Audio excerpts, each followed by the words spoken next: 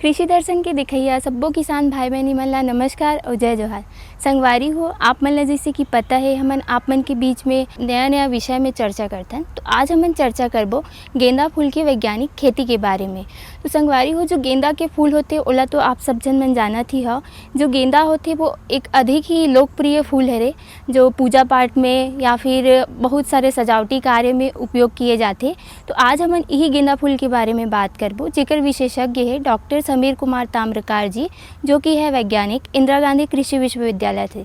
तो ये चर्चा ला तो जारी रखबो, पहले देखथन एक संदेश।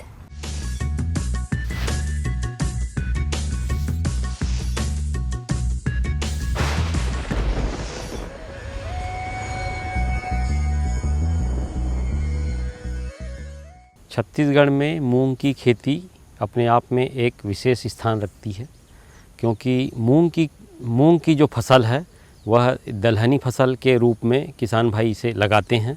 और जैसा कि हम सभी जानते हैं कि दलहनी फसलों का विशेष महत्व होता है, क्योंकि दलहनी फसलों के अंतर्गत मूंग में लगभग 22 से 24% प्रोटीन की मात्रा होती है। और जैसा कि हम सभी जानते हैं कि शाकाहारी व्यक्तियों में प्रोटीन का जो पूर्ति होता है वह दलहन से होता है। इसमें एक महत्वपूर्ण रूप से मूंग एक विशेष भूमिका अदा करती है। और इसके अलावा मूंग की खेती अगर किसान भाई करते हैं तो इससे मिट्टी की रासायनिक एवं भौतिक दशा में सुधार होता है। साथ ही साथ में मूंग की जड़ें गहराई तक जाती है, तो इससे भूमि के अंदर निचली परतों से पोषक तत्वों को अवशोषित करती है। एवं मूंग है वह शॉर्ट ड्यूरेशन अर्थात यह 75 से 90 दिन में पककर तैयार होने के कारण इसकी ये जो क्रॉप रोटेशन में या कैच क्रॉप के रूप में या क्रॉपिंग सिस्टम में बहुत फिट बैठती है।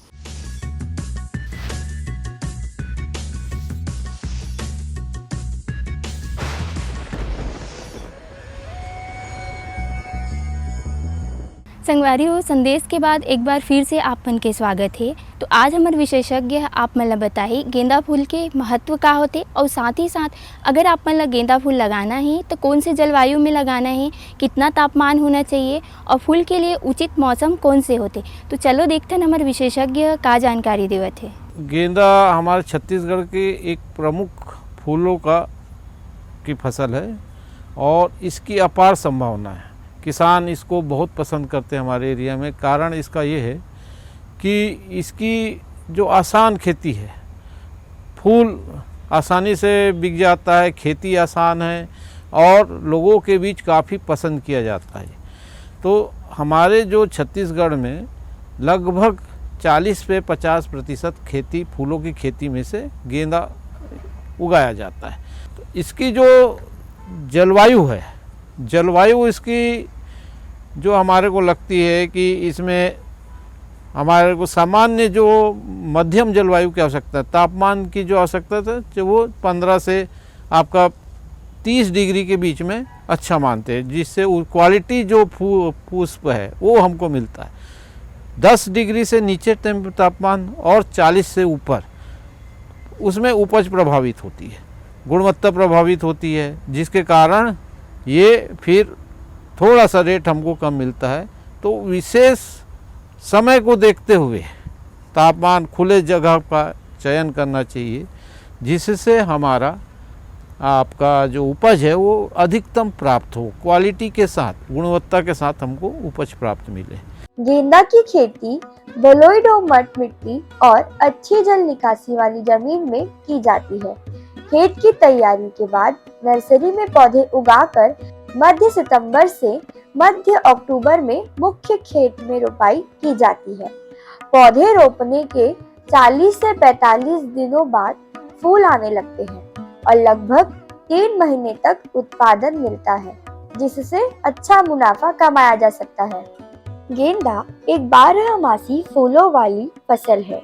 इसके पौधे अपने नारंगी और पीले फूलों के लिए लोकप्रिय है। भारत में गेंदा की खेती मुख्य रूप से तमिलनाडु, कर्नाटक, आंध्र प्रदेश, मध्य प्रदेश और महाराष्ट्र आदि राज्यों में की जाती है। तो ज़मीन की तैयारी करने के लिए हमको सबसे पहले, अगर आप लगा रहे हैं तो पहले मिट्टी पलटने वाले हल से आप एक जुताई कर लें। मिट्टी पलटने वाले हल के बाद उसको 10 से 15 दिन खाली छोड़ दें, जिससे उसके कीटाणु घास वगैरह मर जाएं। और उसके बाद उसमें हम कल्टीवेटर चला के 3-4 बार चला के ढेले फोड़ लेते हैं।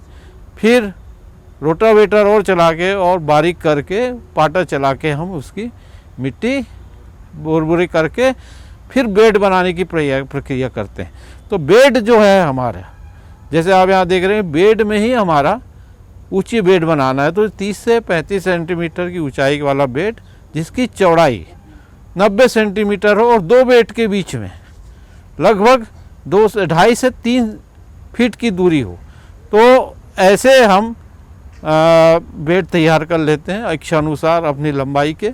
और उनमें जब हम बेड तैयार करते हैं तो आधा जब बेड ऊंचाई का प्राप्त करता है तो उस समय हम जो हमारे बेसिक डोज है, जैसे गोबर की खाद है, गोबर की खाद 3 से 4 ट्राली प्रति एकड़ के हिसाब से हमको डालना चाहिए। अच्छी गोबर की खाद, अच्छी सड़ी हुई खाद होना चाहिए। संगवारी हो, मिट्टी की तैयारी के बाद हम बात करबो अब किस्म के। हमारे छत्तीसगढ़ के लिए गेंदा फूल की ऐसे कौन कौन सी उपयुक्त किस्म है जेकर उपयोग अगर आप मन करत हो तो ज़्यादा से ज़्यादा उत्पादन मिले। तो चलो हमारे विशेषज्ञ आज जानकारी दी है कि ऐसे कौन कौन सी किस्म है जिला आप मन लगा सकत हो। हमारे छत्तीसगढ़ के लिए जो प्रमुख किस्में हैं, तो 2 प्रकार का गेंदा होता है। एक तो अफ्रीकन मेरीगोल्ड होता है जो बड़े आकार का होता है, जिसका फूल बड़ा होता है, और ये सामान्यतः 2 कलर मिलता है, जैसे पीला रंग है, नारंगी रंग है। लेकिन एक छोटा पौधा होता है चंदैनी गेंदा, जिसको बोलते हैं फ्रेंच मेरीगोल्ड, जो झाड़ी रूप में होता है।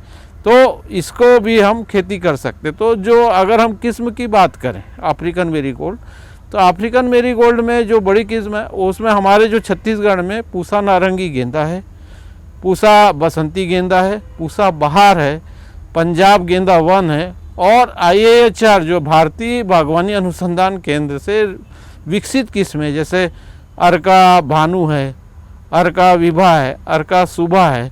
ये बहुत अच्छी हमारे हैं। इसके अलावा आजकल जो किसान है वो क्लाइमेक्स है, क्रैकर जेक है, और आपका टेनिस बॉल वैरायटी बहुत पसंद कर रहे हैं। तो इनको भी हम लगा सकते हैं।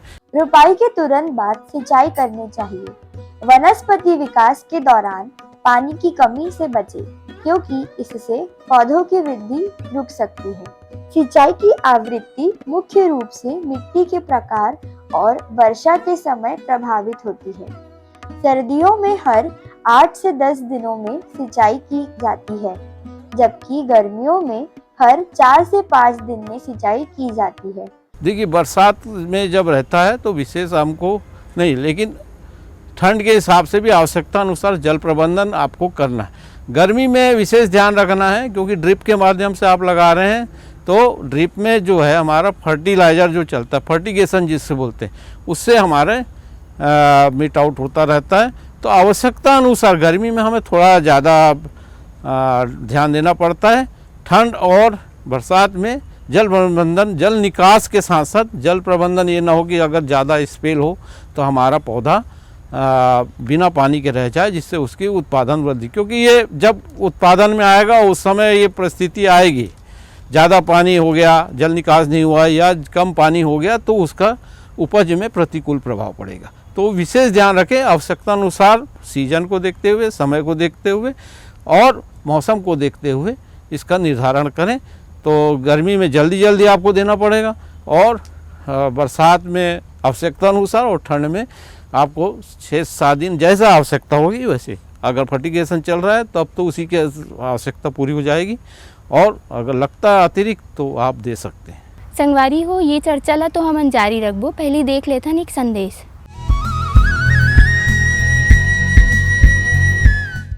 मेरे साथ बोलो ए बी।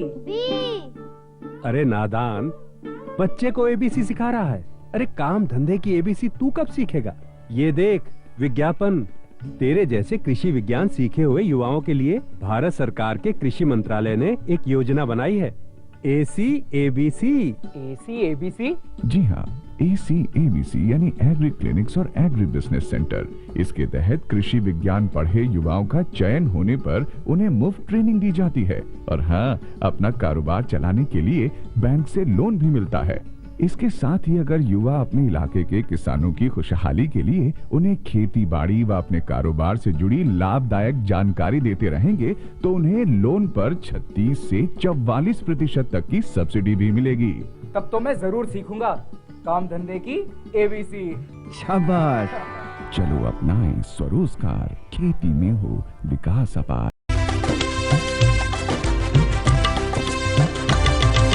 सहकारिता के बल पर विकास के लिए उठे कदम, जन सहकार की ताकत लेकर आगे बढ़ते जाएं हम। जन जन ने इस क्रांति में है विश्वास जगाया, हम सब ने मिलकर विकास का परचम है फहराया।